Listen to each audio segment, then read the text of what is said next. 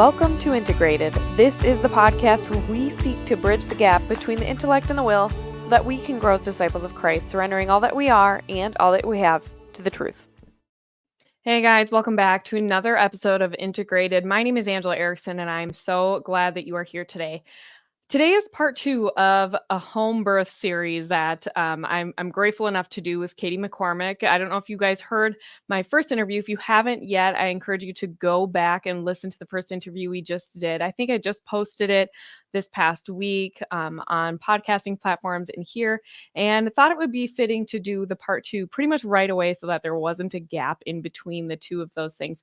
So in the first episode, we talked a lot about physiological birth, the medical model, and why we both love home birth. I've done 4 hospital births, and then my last child was born at home, and it just changed my view of motherhood. It changed my life in some ways. It was very healing for me, and it really helped me reclaim my understanding of femininity and motherhood and womanhood, and allowed me to lean into that a little bit more. And so that's why I've become so passionate about it. And it's just a joy to share that passion with somebody else who's a birth worker and has helped many women bring life into the world. So thank you, Katie, for coming on today. It's such a joy to have you, and to have you more than once on my podcast. Thank you for joining me. Yes. Yeah. Thanks, Angela. Yeah, so for those of you who maybe aren't familiar with Katie, Katie actually lives in Ireland. So it's like almost dinner time right now in Ireland. Yes. So we're going to try and keep it really tight to that That's hour. okay.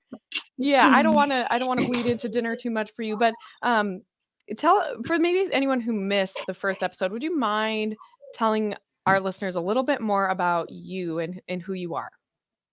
Definitely. So I was born and raised in America. I lived in Ireland almost 8 years, but I grew up born in Minnesota, actually, and then grew up mostly in Seattle area. And I am a mother to almost 4 children. I'm due with my 4th baby in December, right on Christmas, but who knows if the baby will come then. So Advent will be very special this year. And don't you love being pregnant during Advent? I don't think I must have been, now that I think about it, to some extent. Yeah, early. I would have been an early pregnancy during Advent, the first 2 kids. Yeah. So this is going to be different because I'm going to be really wondering if the baby's going to come on Christmas. Yeah. But I feel like it helped my prayer life a lot to sort of meditate on Our Lady and what it was like for her and like relate that. I mean, Yes. I just think Advent and being pregnant in Advent is really special that way. I'm really excited for that. Yeah. To be so, in the heavy 3rd trimester, and just, yeah, it's really beautiful. So I'm excited for that. And it definitely helps to get my mind around giving birth again. I've done it, 3 times, and the first episode, all home births. And that led me in a lot of ways back to my Catholicism. And, yeah, so if you want to hear more about that story, that's in the first episode. So yes. You should go listen to it. I am married to my husband, Ryan, and we decided to move to Ireland basically purely because he had an Irish passport and we wanted a different experience, a different culture. We had this vision of homeschooling our children and being able to travel around Europe and see different things and have that kind of lifestyle. That somewhat has come true, but for the most part, as the whole world is dealing with one income because we've committed to me being home since having children and homeschooling and all of that. So we keep life pretty simple.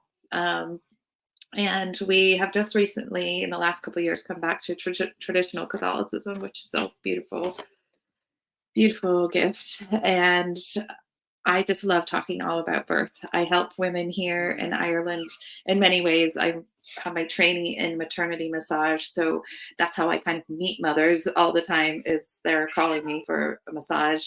And I try to fit it into my family schedule. Not very often, maybe 2-3 massages a month when I'm not super pregnant. And I'll bring my table to their house, and it's lovely. And we get the full treatment. You massage. Should come here. You should come back. I always joke, it's like that I'm pregnant here and there's no one that is local here to do that for me. It's just one of those things that I'm always like, darn, because I know the kind of care that I provide, and it's, women are like, it's wonderful. But anyway, so I do that, and then I've gotten into the arena of attending births here for women. That just happened organically, really. Of I'd like more support. I want somebody with me that is not of the medical mindset and doesn't have that formal training, but is very informed on birth, natural birth. And so I've attended a handful of unassisted births, and that's just led me to really diving into postpartum care. And first and foremost, I'm a homemaker and here with my kids, but it's been really wonderful to meet all these mothers and really get a deep dive hands-on in rural Ireland with natural birth and what that looks like here and postpartum. Yeah, I think that's just really incredible. And I think the more, I don't know, I just always felt like, especially this last time when I was pregnant, and I've had issues. I've talked about it in some of my episodes with kids who were born with really severe oral ties. I've really struggled with nursing. There have been a lot of places in my regarding motherhood and health and my children where I sort of felt like the medical system really fell short. And so it really has transformed the way that I approach health in our family, how I view the body, and how integrated the systems are. They are not isolated from one another. They interplay pretty incredibly. And so home birth really brought me into that world in a special way. And so we talked about a lot of these things kind of wrapped up in your conversion in the last episode. And so this episode, I really want to focus on, maybe let's talk about some of the saints and how women can prepare for birth, and what kinds of unique things should they know and understand about the mother baby dyad. Because I think at the end of the day, part of the problems with that I see within the medical field, and I'm not saying like I'm totally anti the medical field or the establishment. I mean, in some ways I am. But it has its place, right? It has to be properly Right. ordered like anything. And Yes.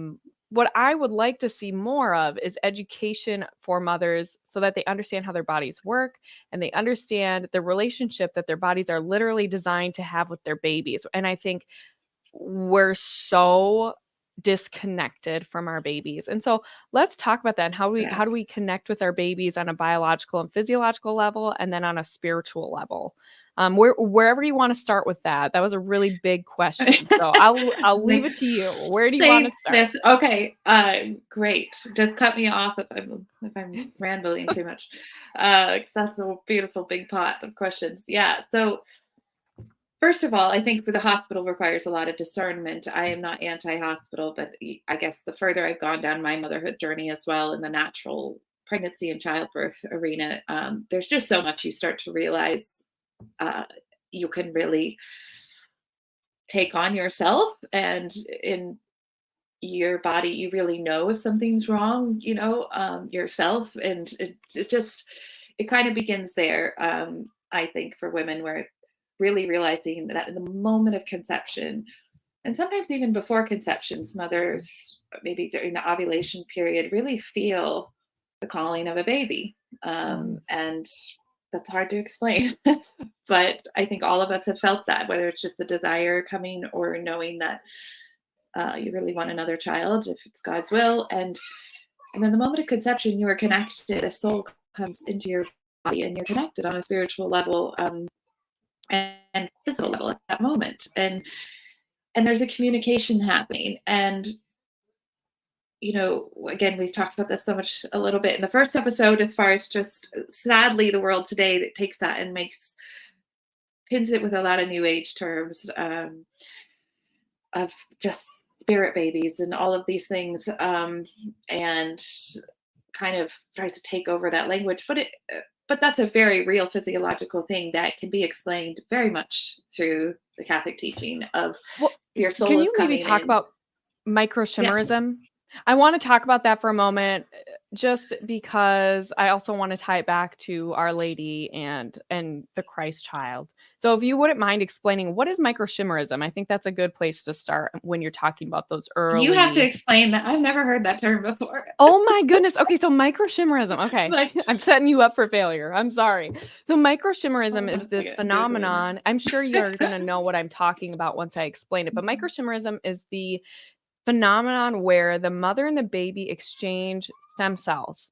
Oh, And okay. Yes. the Yeah. baby's stem cells, this is where you see the beginning of that symbiotic relationship of the mother and the child, because the child's cells will actually help heal the cells of Ah, the mother. And for decades after birth, those cells can remain within the body. And yes. so I was thinking about that yesterday. I saw a post on Twitter about this phenomenon and Our Lady of Sorrows and why her heart did not break. And I don't know who said this or posited this, but they basically say the reason her heart didn't break was because of the Christ cells that were already indwelling within her were healing her heart at the same time it was breaking. And I think Wow. I know, goosebumps. Woo! I just said that and I have goosebumps. And I think, how incredible is it that we have a creator who designed it? I have a feeling that he designed our bodies in this manner for that exact moment in history when Our Lady was watching her son be crucified for us. And I just think it's the most profound thing. And then when you extend that and you think about all of these women who have miscarried their babies, like I have, Yes. we've for those of us who have experienced miscarriage, or even for the women who are post-abortive, you see that women often who are post-abortive still are in some ways haunted by the loss Yeah. of their child. And I suspect it's because their very bodies still have the imprint. They still have cells of their aborted baby Yeah. living within them. The body doesn't forget. It becomes a part of our physiology and the somatic response that we have. Your body remembers its history, even if the intellect would like to forget it. Definitely. We have a piece of DNA from each of our children that we've ever carried, even if it was just for a few days, in our body forever. So I just Yeah. didn't know that formal term. So thank you for teaching me that. But Yeah. yes, we I figured carry. you would know once I Yeah. explained it. Yeah. Like, okay, that's wonderful to know. Mm-hmm. Microchimerism. Yes. Mm-hmm. So we carry our child's DNA in us. I'd never heard that explanation of Our Lady of Sorrows. I know that was it Friday, that was the feast day. And Mm-hmm. that's a beautiful explanation. That's a huge reason and influence of coming back to traditional Catholicism, I guess in a new way for me personally, is that there is the mother baby dyad completely at the center of the whole thing. And there's actually in one of my rosary books, one of the you have meditation for each Hail Mary, and one of them says the reliance, the dependence that Jesus has on his mother and his mother has on him, and the reliance that we should have for each of them. And that it's so beautifully worded, but I love that line because that is a reflection of truly motherhood on earth as well, is this dependence we have on each other. Mm-hmm. We, of course, the baby's depending on our body on a physical level, in every way, but we are, yeah, like you said, we are getting so much from the baby as well. When you're pregnant, you're in a state of essentially ultimate health in a lot of ways. I mean, I know some women have complications or they could have gestational diabetes and things like that, but your body had to be in somewhat of a perfect balance at that moment of conception to conceive that child. And if it's carried full term, there's so much more blood volume, for example, which good clean blood is always a great thing and helps our body so much. Our brain grows, our heart literally grows. We get stem cells from our children, like you said as well, and it can heal. You know how apt is it called, where our DNA at any point is kind of sitting there, could possibly go into cancer, for example, our cells. It's aptogenics or something that is getting quite popular with our body, like Adaptogens. Yeah. Yeah. adaptions, where at any point like we're all walking around, even the healthiest people, with the potential for diseases, right? Mm-hmm. There's a lot out there that said that we've believed for many in medical books and everything, saying that we're born with a susceptibility. If your mom had breast cancer, you're going to get breast cancer type thing. But more and more that's coming out is realizing actually about almost 99% is adaptive, meaning it's waiting to see what environment and what you put into your body and how your life plays out. Yes, yeah, you can have a predisposition for something, but it involves Right. a lot of environmental factors and nutritional factors. Like, a really good book that I sort of read. I don't think it's like 100%, but I think it's a really good entry level reading on this issue is Dirty Genes by Dr. Ben Lynch. Okay. Yeah. I read that when I discovered that I have the MTHFR gene mutation, and that's Okay. contributed to why my children have all had oral ties and probably Mm. contributed to my predisposition for hypothyroidism and among other things. So it's really interesting. Yeah. Yeah. Yeah, it is. And I'm not to get off track, but it's so wonderful that pregnancy being a state of health, and coming back to that, it's we get so much from being pregnant. So we are receiving actually at the moment as well with our baby being inside us, and it can affect our health greatly. Breastfeeding and actually getting pregnant is one of the greatest factors to prevent uterine cancer and breast cancer, to Mhm. actually allow our body to ovulate, all these things, right? It's truly perfectly designed. I know it doesn't always come that way because we're living on Earth, but it's really wonderful. So, yeah, the mother baby dyad is something that is 100% at the heart and center of Catholic beliefs, and I think is the most beautiful thing is that reliance on Mother and Jesus, Mary and Jesus, and the reliance we should have on each other, but also knowing that they live inside us forever. And Mhm. and I think that's cut off in a lot of ways in the modern medical frame because of just simply putting so many factors that maybe aren't even actually a risk factor in the forefront of your brain the second you get pregnant, and checking for those, and of Well, course they it's treat really pregnancy like hard. a disease, right? Or some sort of Yeah. sexually it's like a sexually Just start. transmitted disease.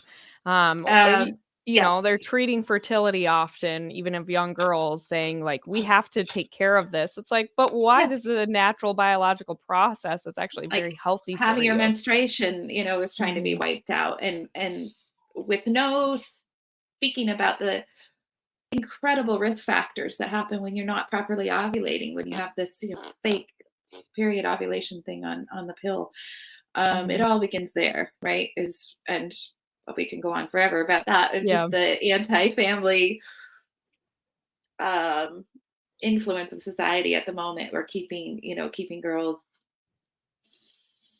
like the last thing you want is marriage and a baby, essentially, is Right. everywhere around us in the marketing and media. So So yeah. how does the Anyway. baby signal, like, time for birth, for example? Because the baby is the one that initiates birth. It's not the mother's Well, they don't body know. exactly. I've seen stuff that, The they baby. suspect, like, Yeah, right. yeah, releases some sort of a hormone or chemical to signal to the Yes. brain to begin contracting.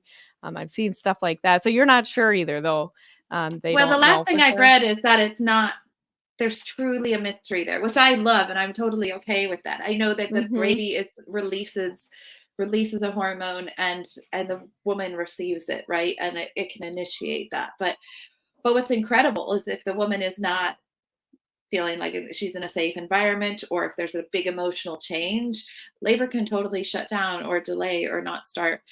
Um, and so it's very, again, a co-reliance, right? A codependence, excuse Mm. me, on each other. And the last thing that I've really come across about that is that they're still part of a mystery. There is a hormone released by the baby, but there's Oh, a mystery interesting. there, So Mary of here is how and watching. when. Mary, thank you for tuning in. Mary says, "I think I read somewhere it could be the lungs releasing a hormone." That's really Yeah, interesting. Um, saying I'm ready to breathe. I'm yeah, that's breathe really outside the womb. interesting. Um, Yeah, and after birth, yeah. maybe the next important aspect is the co-regulation that happens between their nervous systems. What are your thoughts on the importance of baby wearing and things that help facilitate bonding? What are the things that you recommend, and why do you think it's so important? Yeah. I'm a huge advocate, yeah, of co-sleeping, baby wearing. I mean, skin to skin immediately as long as possible, which really facilitates, you need to be home as long as possible those first few weeks because you're not going to walk around naked, right? And out in society, and the baby wants to truly feel calm and rested. And where are you calm and rested? In your bed, in the place where you're nurtured, hopefully with support around you, and having that skin to skin, and the baby feels your nervous system completely. And I'd love to know exactly, if ever, talking about, the TNA the mom holds in her heart, in her body. I'd like to know when that ever stops, if ever, because there's moms talk about their child's 50 years old and sometimes they wake up with a start and then they get a phone call the next day and they find out that their 50-year-old daughter or son, something happened, My or mom had they a knew, similar experience, actually. So when my sister died, my mom woke up at the same time that she died, pretty much. But it was interesting because her experience was like, wow, it's a really beautiful day. It's an unusually beautiful day. And then Mhm. it turned into like a nightmare. But she said it was weird. Like she had this sudden, like something Peace. woke her up almost, you know? Wow. And like this incredible peace. And then of course, yeah, that didn't last, unfortunately. But yeah, I Yeah. think we feel our children. I mean, we are, if Yes. we're attuned to that, Yes. there's a certain grace there. And so yeah, it, Oh, it, it yeah. begins it begins right away, right? We're obviously sharing it in the womb, and that's a very physical, spiritual, emotional connection the whole time.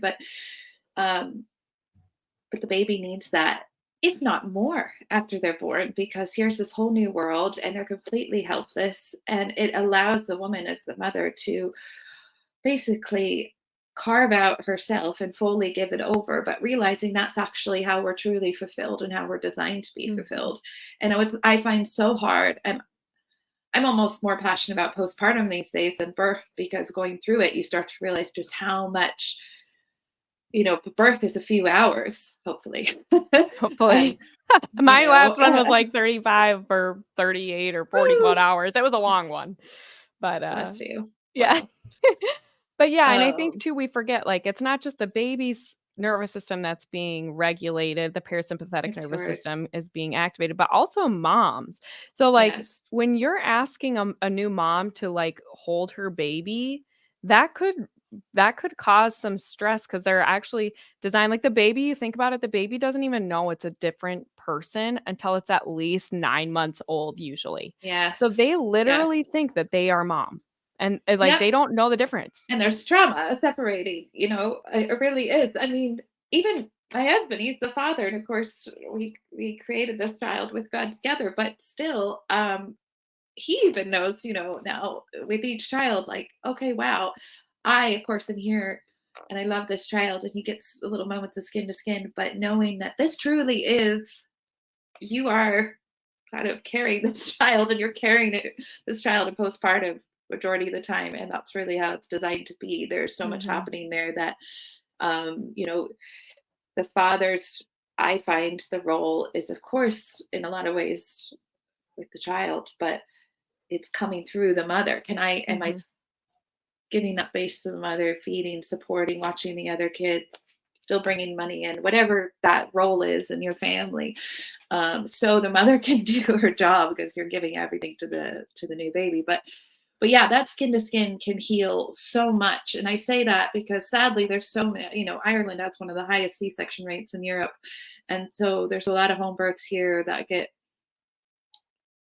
in my opinion, is highly intervened, not always for a good reason. And then I'm carrying, or coming into these women's lives that had an unexpected C-section and living in a kind of a rough environment in rural Ireland, and I see so much healing happen just by them staying in bed and resting and having that skin to skin and that exchange nervous system of pure calm. Like the child is resonating with your heartbeat when you're breastfeeding. And that's another big thing with, I know that some women struggle with breastfeeding for like technical issues, inverted nipples, let's say, the baby's latch. There's Yeah, I've so had lots so of many things. issues. Yeah, it Mhm. can be really hard. But Mhm. if you are able to do straight mouth to breast, that really is the best way. And Yeah, I'm not explain trying to make why. women feel bad, but I don't know Yeah. if you've ever seen the movie The Milky Way. It's not a I have a spiritual basis, but it's really good factually. It's all about all these things happening with the mouth on the boob. The baby's saliva is coming into the mother's ducts. So there's not just milk coming out.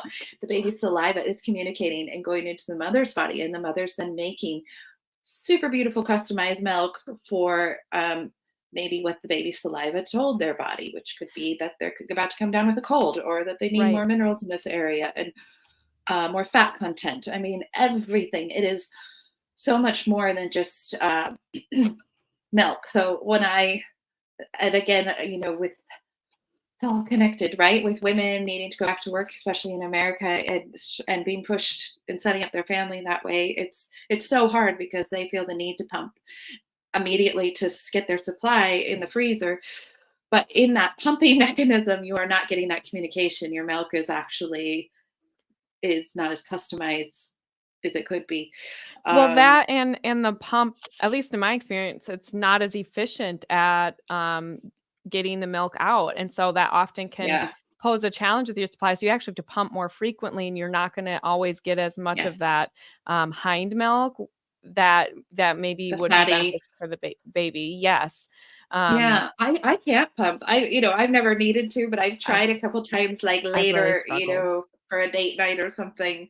That never happened. And Yeah. it's just boom. But the second, and you obviously that just tells you, you don't even have to be told, but it's so emotional. Mhm. I remember, long before I had kids or was married, I worked in an accounting office, and there were two new moms. I was a lot younger than them, and I kind of watched their back to work experience Mm. from a distance, and having to go into the room and pump. And first of all, this room is like a closet, and they literally would bring in photos of their baby. Yeah. That stuck with me forever because I thought there's something wrong there. I wasn't where I'm at now and things. I was only like 22, just thinking, oh, but I thought, how sad. They had to look at these pictures to get those Help get feelings to the come up, to have the Yeah. milk come out.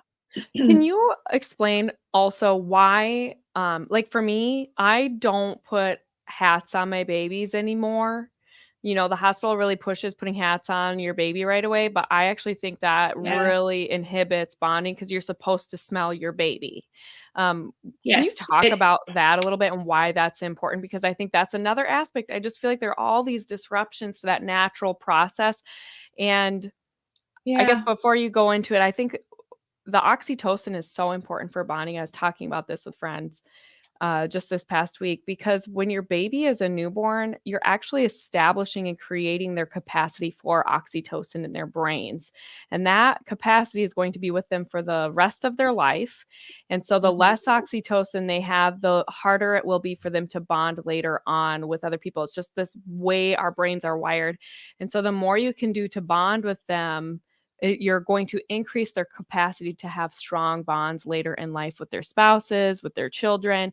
And so anytime we interfere in that process, it's a problem. And I think it for me, I think it was all sort of ordered towards helping women get back to work and really Yeah. severing the bond between mothers and their children without maybe they weren't intending to these consequences, kind of like birth control, right? They didn't anticipate all the other consequences of introducing hormonal contraception, but it has just wreaked havoc on women. So what are your thoughts about things like Yes. that, like the hats that you see or the I love swaddling I like all that stuff. Yeah, I absolutely love this chatting about this because really what it comes down to is you start to realize, you know, yes, I know Jesus is our savior, but he could just be born in a manger and be fine. We don't need all these things. Just to kind of start there. Um, Mhm.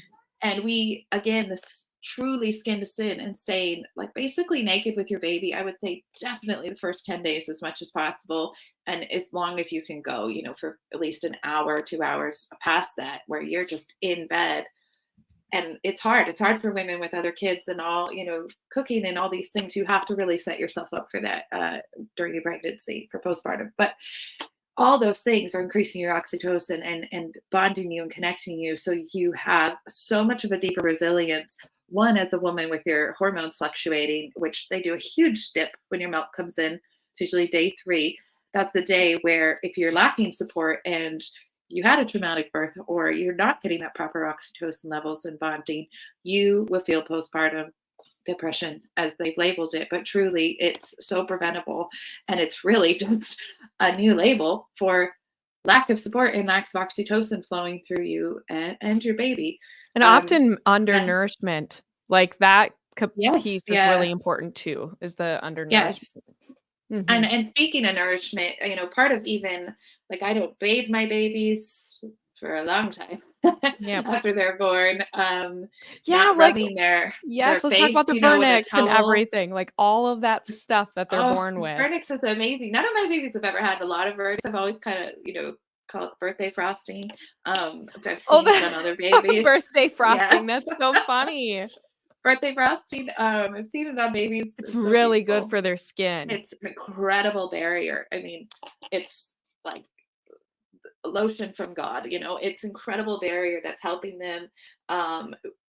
You know how a lot of babies those first few days sometimes get baby acne, or like kind of just their skin is changing drastically those first few days. They're like purple, red, sometimes, a little bit of yellow tinge with their bilirubin. I mean, so much is changing so fast, but the more vernix you have, you see less of that. There's a beautiful, it's kind of a beautiful protection coming into the world, and you're just supposed to rub that in. And if babies that are bathed right away, we had a couple probably of our babies, main water with fluoride and chlorine in it, so it makes zero and like sense. Johnson & Johnson, like here are all the endocrine disruptors. Let's just slather you up in all these endocrine disruptors right out of the womb. I like, in hindsight, I look back and I'm like, you don't know what you don't know, and so I know, and you can't feel guilty. You're just doing your best. You move on. You do the best that you can with the information that you have, which is why I wanted to bring this information out, because it's like, gosh, I wish I would have known this stuff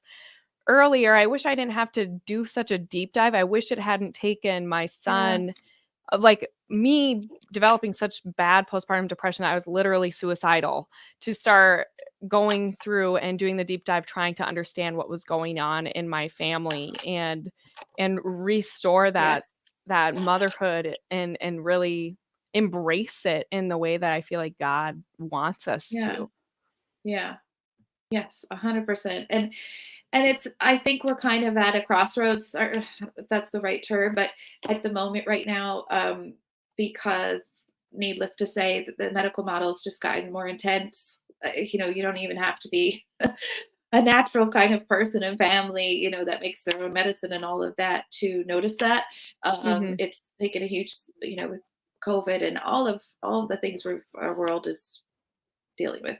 So that it's very obvious. I'm hoping to more and more people, especially mothers and fathers, realizing, wait a second, that is not the safest place. And the more intervening is not always the answer. And really starting off in this, quite just like cutting a lot of the stuff out that is kind of only come in the last 50 years or even 30 years, really, of feeling the need to do this.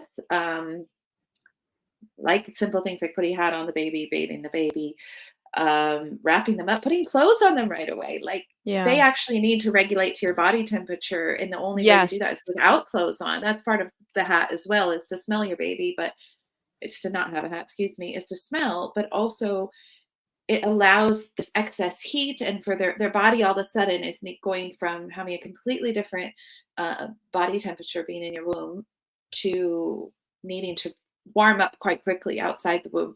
Right. And warming up our body, where do the toxins release? Up and up through our head. That's just the way the body works, right? Sweating. Baby needs to be able to do that in their regulation.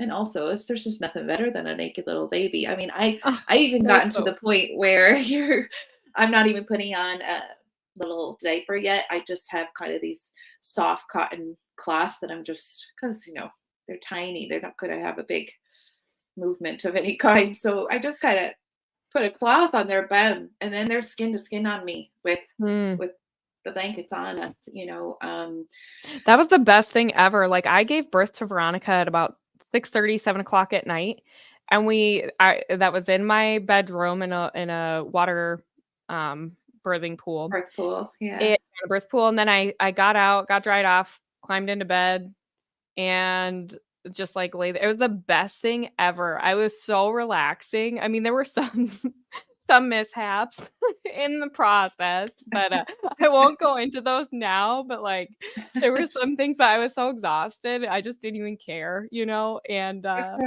You're so happy, and you're I'm flooded with, so like, happy. the best Uh-huh. hormones. Yeah, Yes. and being oxytocin being one of them, and endorphins. You Yep, lots completely of forget any endorphins. discomfort that you just went through for the last few hours, completely. You're Yeah. just on, and that's the thing, is when you intervene with that in any way, whether it be an epidural, Pitocin, you're not getting that same height of healing hormones immediately after, which really helps with the bonding, Oh, you yeah. because you want to be focused on the now. The baby's here. You want to be focused on the pure love and the beauty and what's happening there and now. And it's very hard to be focused on that example if you just came out of surgery or have drugs in your system. That was one thing I wanted to mention, is a lot of babies when they come from C-section have really bad gut issues. There's a huge correlation, and um, very Yeah. much more prone to lifelong disease, unfortunately. And what they're really finding that out to be is that when you come through the vagina, there is our natural microbiome and all of our, um, what am I trying to say? Yeah, it sort of transfers onto. Secretions down there Yes. that are going over the baby's face directly in their mouth on purpose. It's giving them, that is right when they're born. It's like, take in my microbiome to therefore strengthen yours because you're Yeah, coming strengthen into their the immune world. system. It's At a why you should C-section, kiss your that never babies a lot happens. too. Yes. Yeah. Kiss Yeah. your All babies all the and the time, good like, thing talk is about. you can make up for that in a C-section simply by literally wiping yourself and rubbing on the baby's face. So that's hard to do though if you just had surgery, and you kind of have to, like, I would find that a little bit hard to organize, but there's so many powerful things like that. So there's no reason to wipe your baby's face, bathe them. There's just incredible communication happening between the mother and baby immediately outside of the womb. And that's why it's so precious to who comes through your space right after the baby's born. Mhm. Um, Everything. We could lead this into circumcision, actually, if you want, because that's, Yeah, let's talk with a about baby boy, that circumcision. would be Mhm. another major interference that happens very commonly right after born as well. And I feel Um, like I have to say, I'm not here to judge anyone on that either, because our boys are circumcised. If I could go back, I probably wouldn't do that. Um, like, that's another thing that my views changed on pretty significantly. And so I'm not here to judge anybody on that issue either. I think, it's interesting though, like, it is yeah. the history of it, that if we could just talk about it from, obviously, People will say though that, like, God commanded the Israelites to circumcise themselves. Could you talk maybe about that yeah. aspect? Because that's So going to that's be the one of the Old first things Testament, people right? point to. Yep. The covenant between God the Father and Abraham. This is a way to show your covenant between me and my chosen people. But Jewish people, that is why they're still obligated to circumcise their children, because they do not believe in the new covenant, right? Jesus Christ's blood Mhm. made the new covenant. This cup is the new covenant in my blood. That's in Corinthians. Yeah. And that's our new covenant. So circumcision in the Catholic belief is no longer needed. So that's an interesting one. However, it went from being a religious thing to just a hygienic popularity, this is normal thing, um, in the mixture of all of that. So I didn't circumcise my boys because would have had to, from a home birth, to go into the hospital an hour and a half Yeah. away just to do the surgery, Yeah. So in a way, before I was even really fully, I guess, had my view on it, it just naturally unfolded that way, and it kind of allowed me to go. well, no, that sounds horrible. I'm not going to do that. I don't want to leave. Yeah, Should after you recognize have a them. But it's all about just, well, their father, this is how he looks, and in the Yep, locker that's room and exactly things it. like that. And it's you just don't even question it. There's also a huge push in the medical field that it is more clean and hygienic. Mhm. The thing is, the risks of their sensation and their nervous system, essentially, that's in that area, it's very high for damage and excess bleeding and Or, parenting depending on the trauma too kid. to a baby boy for no reason. It's mutilation. And I know that's a strong word, but it really is, because you start to realize the actual foreskin is there to block bad things from coming in, right? Yeah, God it's made the woman protective. inward and the man outward. So he needed a protective layer to to help keep that clean. And the foreskin actually helps keep it clean. There's a way to, to take care of a foreskin. So it's Right. not like, especially in modern living with soap and water almost available to all the developed world, there's really no risk of like it being a very dirty thing at all. That's a good Um, point, Mary. So Mary is back on here. She's talking about some of the experiences her friends have had with circumcision. And she says here, another one of my friends has 5 boys all circumcised and said none of them look alike. No doctor does it the exact same. That's true. oh And no wow. boy heals the exact same. Like even between Yeah. my children, one of them, the one who had the more dysregulated nervous system, he did not heal for a very long time. Like I'm Oh, talking interesting. several months. And just everything with him was so difficult, and I just found it really interesting that my kiddo who struggled the most with colic and his oral ties and nervous system dysregulation, his body actually was not healing because there was so much going on, I think, Yeah. internally with his brain and things like that. So, I think and that's not something Yeah. you Undo can really foresee, easily. you know? You can't Yeah. explain it and you can't foresee it. I Yeah. didn't I didn't take care we didn't have any issues with my oldest and then my second. I mean, it was almost nightmarish, and just because I kept going, "What the heck is going on and why is this so hard? Like, Yeah. why is this not healing?" And it was something I already didn't feel good about to begin with, so the guilt, it's just like, I know. this thing is I not know. resolving. Yeah, it's not, Yeah. it's not my favorite. I get it. I don't know.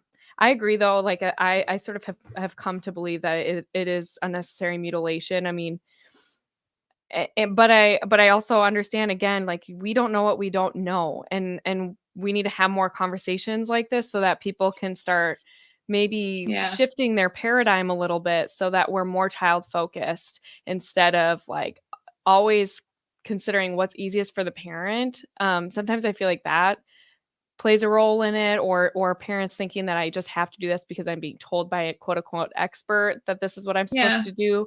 Um, Yeah. and before I want to move on to the saints here, but one thing I wanted to talk about, and I'm going to do a whole episode, at least one episode on this, but this is something that I'm becoming very convicted of, and I don't know. I would be interested if you've heard about this. It's called the Apostolate of Holy Motherhood. Have you heard of it? I have. That's so You interesting. I just have. asked my husband. Well, there's a woman I like follow on Instagram, a Catholic mom, and that I feel like that's her handle is the apostolate of motherhood or something. Holding, and I just the other night was thinking, okay, what does that actually mean? And I was starting to I look it want to up. tell And you because tell me, I think the Lord is doing something right now, like with it. I do think that for mothers, this is the devotion of our time. And if you're listening and you are a mother, I'm telling you right now to go get the book, The Apostolate of Holy Motherhood. I want to do a whole thing on it. I want to start blowing up this devotion because I think that this is the antidote to everything that we're seeing right now, the devaluation of children, the breakdown of the family, the destruction of motherhood and our intuition yes, and the way that God designed us. But basically what prompted this is a woman, this devotion has an imprimatur. So the church has said, it's private devotion. You can believe it if you want to, but you don't have to. It's not required for salvation. But this young mother received visions of our Lord and Our Lady. over the course of, I want to say several months. I'm not all the way through the book, but they're frequent. They're almost daily. She was going into ecstasy. This mom of Wow. young children, and she's in her 30s. She's anonymous because she didn't want to be known. It's that extreme humility that she's trying to embody with Our Lady. But she was Wow. commanded by her confessor and by Our Lady to bring forth this devotion of the Apostolate of Holy Motherhood. And one of the things, several of the things that Our Lady promises to address with this apostolate is the family. She encourages everyone to pray 15 decades of the Rosary every day, first Fridays, first Saturdays, devotion to the Sacred Heart and Immaculate Hearts of Mary and Jesus, a devotion to the Holy Family, and the Christ child specifically, because she says that in this time, the spiritual and physical neglect of children is one of the most one of the worst things that is happening in our society right now, and it hurts our Lord so much. And so Our Lady is saying, establish a devotion to the Christ child to reclaim and protect the innocence of children. And anyone who is Wow. harming the innocence of children and neglecting their children, they will have a lot to account for, because women today, mothers, are making their children feel burdensome, is what she says. Children are made to feel burdensome, and children are precious jewels. And it's just like the most profound, beautiful thing. And I'm just convinced, because so many of the things I've been praying about have really sort of been zeroing in on all of these things. And so opening this book and reading all of the things that have been Wow. in my heart Yeah. for the The last year, gift. I just started weeping. I'm like, God, you know what you're doing. And this is how we reclaim motherhood. This is how we bond with our children. This is how we relate to Yes. God. And so, Yes. anyway, I just wanted to throw that out there as we enter into a conversation on the saints, because we need help in restoring this gift of motherhood, in recognizing our children as the gifts that they are from God, as precious jewels. And so, what saints, who do you turn to when you are trying to get pregnant, when you are pregnant, when you are Yeah. postpartum, and for what reasons? When do you go to them? What are they kind of the patrons of? I would love to know. Yes. Well, I'll start with, okay, I'm going to get that book. The book sounds incredible. It's You speaking need to get it. And Amanda here directly to says yes. everything that book is Everything. amazing. He's Oh, wow. moving. I think the Lord is moving the hearts of a Oh, lot of God mothers bless right now. you. So Amanda Yes. here You says, see it and you feel it for you sure. feel it. It's intuitive because God is moving. And so, yeah, I'll go into the story on another episode of how I found this book and just Please everything do. surrounding it. But Amanda here said that this book is amazing. She read it for the first time 16 years ago when her oldest was 2. Oh My my husband gosh. and I now have 8 children. I'm pregnant with number 9. Congratulations, Amanda. Yeah. We're planning our 4th home birth. That's so beautiful. Praise be to God. Yes. Beautiful. Congratulations. Yeah.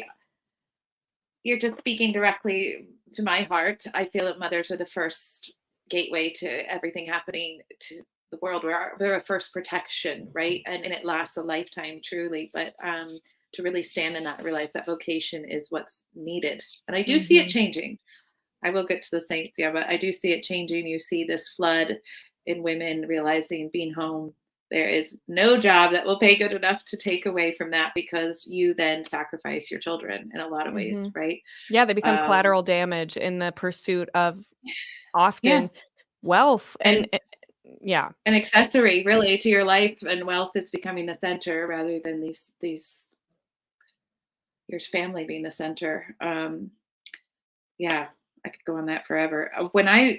Was when we were hoping to conceive this child, I came across Saint Colette. I don't know if you've heard of Saint Colette. Her No. parents were in their 60s when they conceived her, Ooh, when the mother oofda. conceived her. They prayed and Oh, prayed and prayed. Yeah, had wow. like over 30 losses.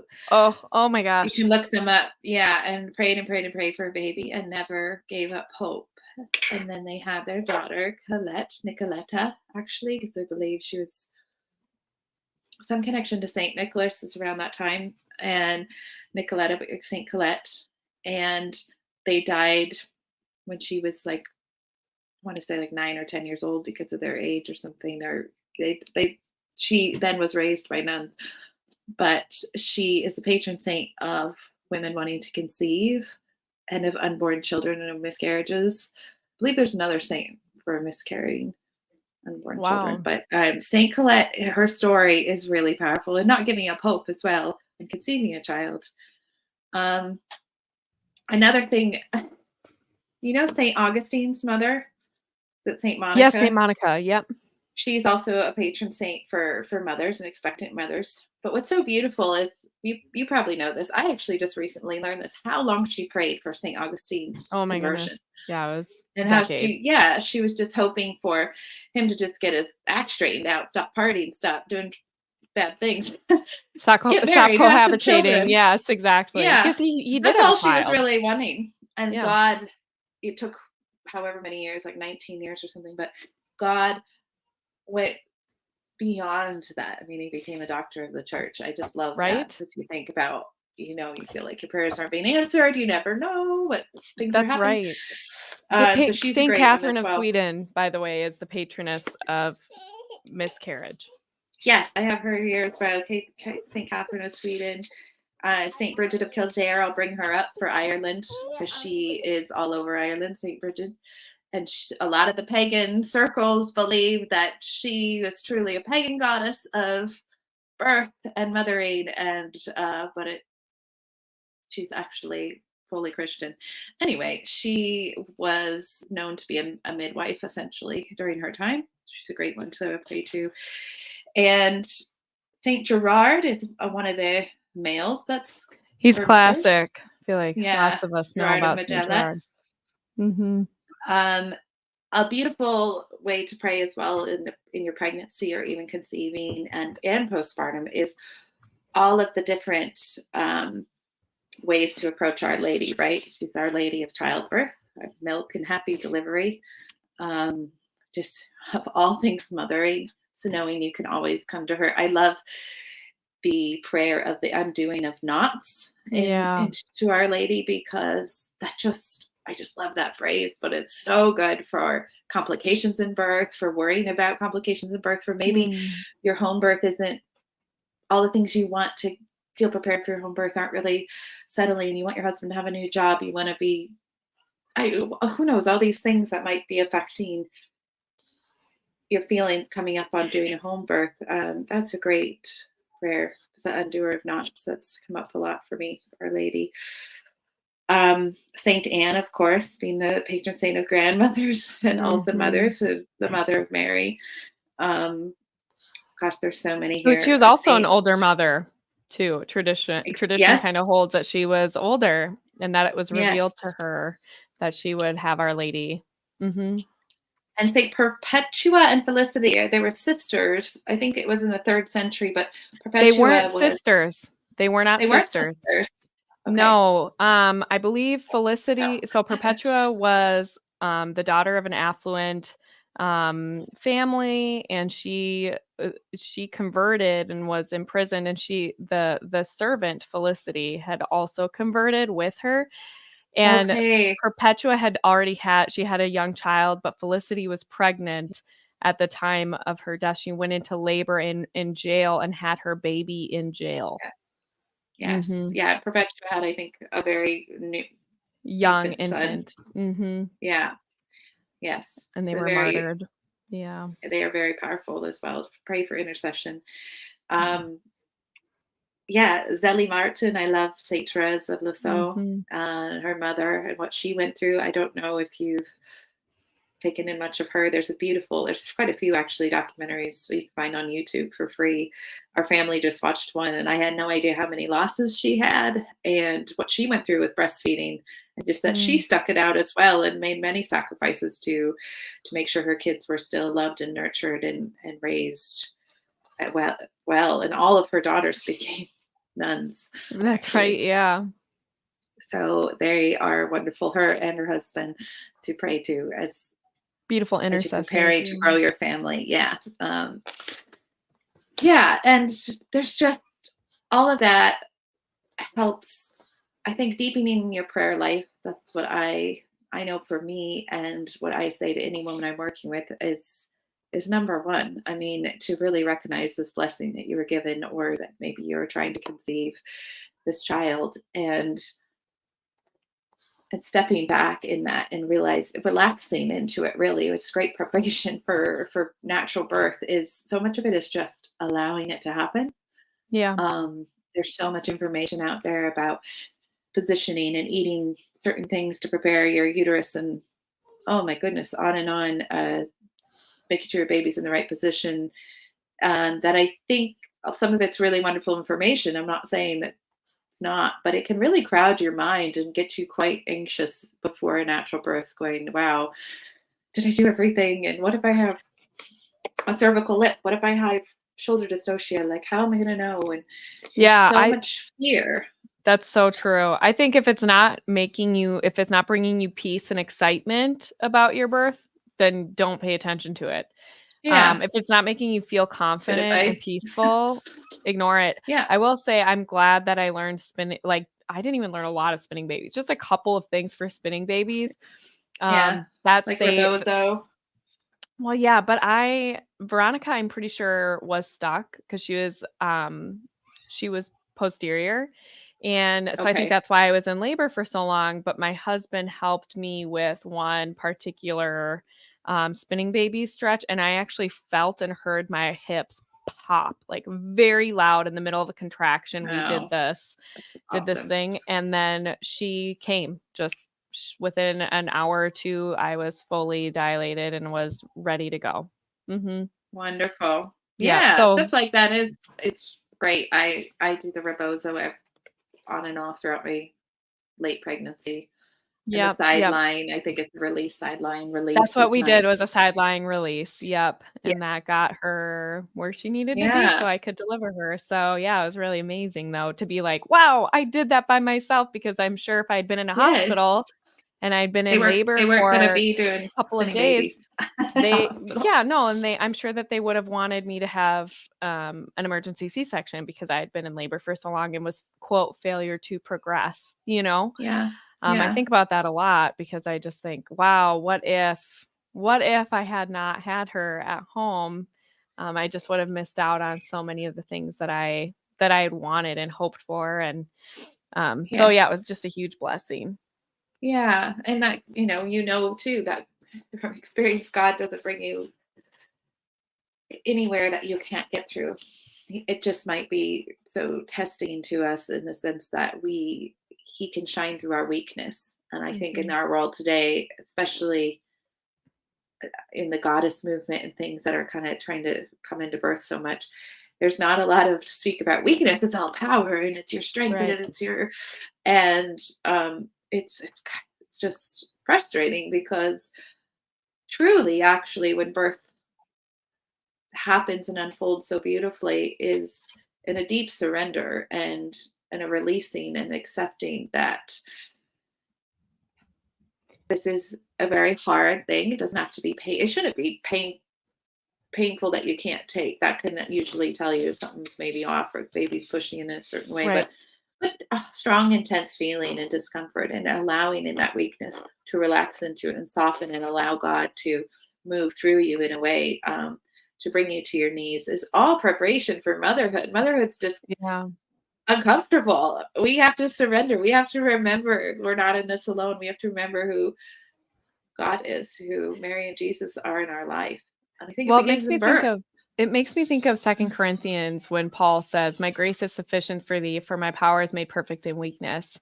And like, that's exactly it. In labor, it is literally life-giving. God's power working in and through your feelings of weakness, because it's his perfection and his, like, you couldn't do that on your own. Like we couldn't do that on our own. It's through God's grace, and that perfection is what is bringing forth new life, and especially children who are made in the image and likeness of God in such a special way. We all are, but I mean, children uniquely. And actually, one thing that I read in that Apostolate of Holy Motherhood that was so interesting was that, sorry, I hope you can't hear my kids screaming. Totally and fine and normal here. Yeah. Just see. Oh, my one kiddo, he just screams all the time. He was born screaming. He never stopped screaming. Yeah, it used to be sad, angry screaming, and now it's always playful screaming, but still. Anyway. Yeah, we have one of those. In this Apostolate of Holy Motherhood I was reading last night, she said, Our Lady said something so profound. She said, the harm that is being done to innocent children are the most like my son, because they are innocent, and they themselves are like, I'm not saying it perfectly, but it's like the children are innocent and are the ones who are most like my son. And that's one of the reasons why the things that are being done to our children, the neglect, the abuse, everything else is so egregious, so uniquely egregious, because they are the most like Christ, who was innocent and died for our sins. And had no fault of his own. It was his suffering. Yes, exactly. He suffered for us, for our sake, and our innocent children are often suffering as well for our sake when we're failing them. So anyway, if you haven't read that book, you need to get it. Every mother needs to have it. I'm reading it, and I would like to say too that so much of what's happening, now it's easy to get caught up in ideologies, and there's just so much bombarding families now, especially families that want to grow and live, God's covenant in that way. But so much, a great way, if you don't want to get caught up in the news and all the because you just can't as a mother at home anyway. You have to keep your heart light. You have to keep your faith and focus on your children. But for me, is going, okay, any of these things, if the center of it is adult happiness and selfishness, which you really see so many of them taken to the far end are, whether it be careerism, whether it be materialism, yes, going to the gym every day, whether it be, get that vasectomy, or so many things you could go on, right? Materialism, needing breaks, needing long vacations from your kids, whatever. It's just all around us in all these different ways. And all of that, when you really, if you just don't go into it, but you go, okay, where are the children in this? Like you said, that's really your only question that you need to ask. And it's very clear. For me, that's helped a lot, because so many of the times the children are not even mentioned in these new movements in our world that we see. It's childless, and it's right there is the root of evil, because it's like, well, children are our future. They're the greatest thing to protect, the greatest gift. So I just wanted to add that's helps me kind of it's just look at it from, is the child even spoken about and centered, and making that space for the child in your life. So where can people learn a little bit more about your work, and do you have anything that you could that you offer women who are preparing for birth or pregnancy? Yeah, a couple of things. I do Zoom calls for prenatal birth prep, and that's very customized to where the mother's at, if she's had surgical birth and now is preparing for home birth, or if it's her very first baby. And just having another woman to speak to maybe recommend books that you could just talk to. I have a free 30-minute consult option on my website for that. And as well as that there's deeper dives as well, like maybe preparing for just, if you are having a home birth, different options to how to deal with the placenta. And I do a couples call for couples that want to be on the phone together talking to someone, and a lot of times it's just the husband going, so what about this, then saying a bunch of fears, and I provide resources and talk through things, not always having every single answer, but it's just somewhere for people to go that is safe, I guess, and coming from a good place. I did create an online course that's rooted in massage techniques for couples, and it includes all the spinning babies techniques in there, and I give them credit, spinning babies, and that's an online course on my website. And then just last year with postpartum, I made a quick little ebook. It's actually free right now on Amazon, for prepping for your first 40 days and nourishing the mother baby dyad. And it's all about why that matters so much with the bonding and the mother's healing and the baby's healing. And it goes over everything, like hygienic things, food, herbs that are really helpful with breast milk, and why 40 days, why that number. So my website, I'm kind of in the middle of working on it, because I realized, thanks to Angela, there's a lot on there that I hadn't looked at in a while, and I made my website before coming back to Catholicism in this way, and truly being completely graced by God. And so I've kind of gone through and going, yeah, it sounded a little too new agey. So, but it's basically done now. It was a little new agey. It's just funny. I think I made it, I think it was 2018. Yeah. And we really fully came back to the church. I say came back, but really I feel like it was a conversion fully, even though I was baptized and confirmed Catholic. But in 2020. So anyway, my website is there and my services are there. It's bloomlikeamother.com. Hi. So please find me there, and I'm on Instagram as well. I'm not super active because hello motherhood, but yeah, exactly. I would love to connect with especially other Catholic moms. It'd be awesome. That'd be awesome. Well, thank you so much for coming on today again. I'm just so grateful for you and being able to have this really cool conversation about home birth, the mother baby dyad, and just God's incredible design for us. So I hope people go check you out. Everybody look at Katie McCormick's website, bloomlikeamother.com. You can also find her on Instagram, like she said. And until next time, I'll see you guys next Monday. Thank you, Angela. Yeah. God bless. God bless you. Bye.